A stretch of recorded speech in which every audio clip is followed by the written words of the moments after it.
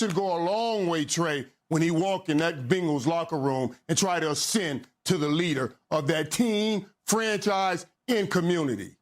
Michael, you're absolutely right. And Booger, you saw this unfold firsthand. I mean, let's be honest. When Joe went to Baton Rouge, skinny kid from Southeast Ohio, he was all the way an outsider. And by the end of this past college football season, he could not have been more a Bayou Bengal.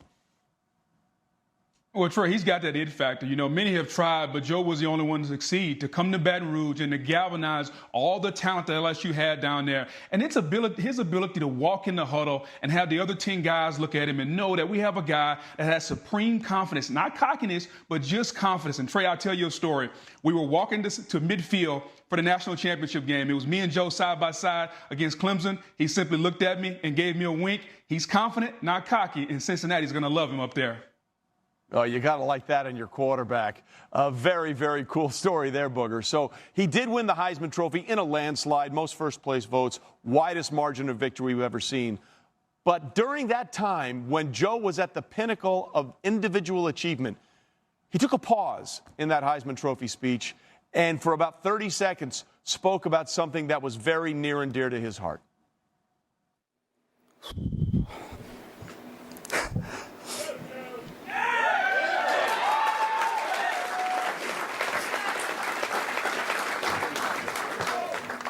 Coming from Southeast Ohio, it's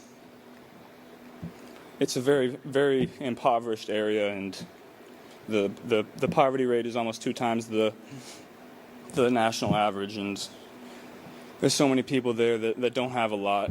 And I'm up here for all those kids in Athens and in Athens County that, you know, go home to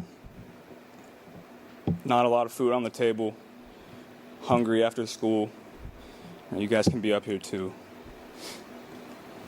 I'd like to thank.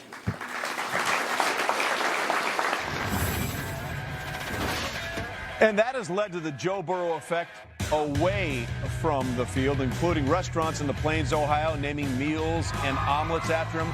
Look at him celebrating with the fans after they came back after that win over Alabama, and then changing his jersey name to Burrow in classic Louisiana style.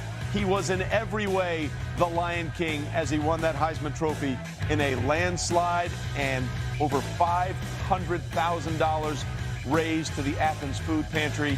Even got a giraffe named after him. He put up a sign in Baton Rouge this week thanking them for everything they've done. And, of course, self-deflecting as well, basically monitoring and saying, I haven't gotten a haircut in a month, so don't make fun of me. I couldn't get to the barber and get cleaned up. But, ladies and gentlemen, the pick is in. The Bengals have turned in their selection. Let us go to the commissioner. Okay, here we go. With the first pick in the 2020 draft, the Cincinnati Bengals select Joe Burrow, quarterback, LSU. And there you see Joe with mom and dad, and you have to wonder what's going through his mind right now. Remember, when he entered the transfer portal, he said one more time he wanted to go to Nebraska, and Scott Frost, the coach, said, is he better than what we got?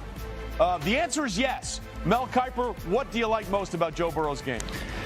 I'll tell you what, the improvement was so dramatic, and you were a little cautious early on, Trey, because this is a 6th-round pick going into the year, and all of a sudden, you see this guy putting up big numbers. He looks like he's got it. He's going to incorporate every receiver into the mix. They got everything going. And you start moving him up to the 3rd round,